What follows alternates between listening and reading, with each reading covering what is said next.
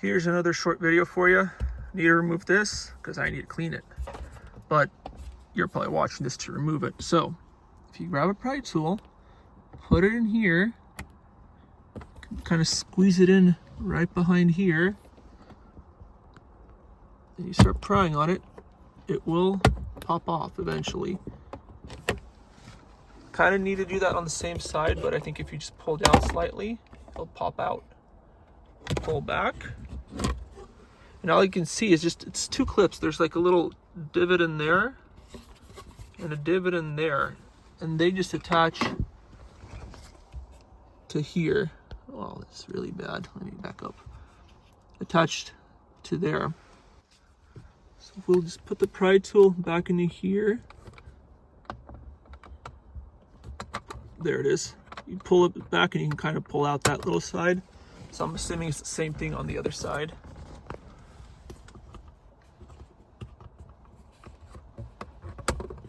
Okay. And then pull back and out through the top, or somehow try to shamami it out of there. There's that piece of plastic. Now you need to remove this piece, which is just kind of pull back here. Same thing on the other side.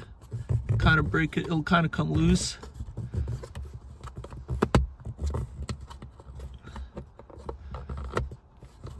And then pull down.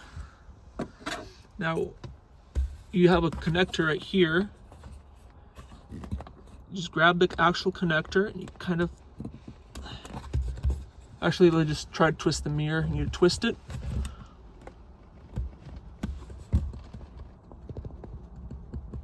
Counterclockwise, but it's very hard to do with one hand. So I'm gonna just take the mirror from the back and try to twist it that way.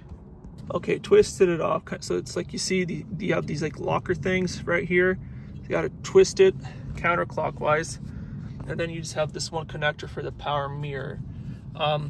It's just kind of like a press fit in here. It's not an actual, like, it's like a metal clip thing, but it doesn't actually, like, I don't really see any real handles on it. So I'm gonna squeeze here on top and try to pull it out. And there you go. So I kind of, like, what I did, I squeezed it on top and kind of side to side and pull back, and it popped out. So here it is. Hope you found this video somewhat helpful. Not the most helpful, but hopefully found it a little bit helpful. Thanks for watching.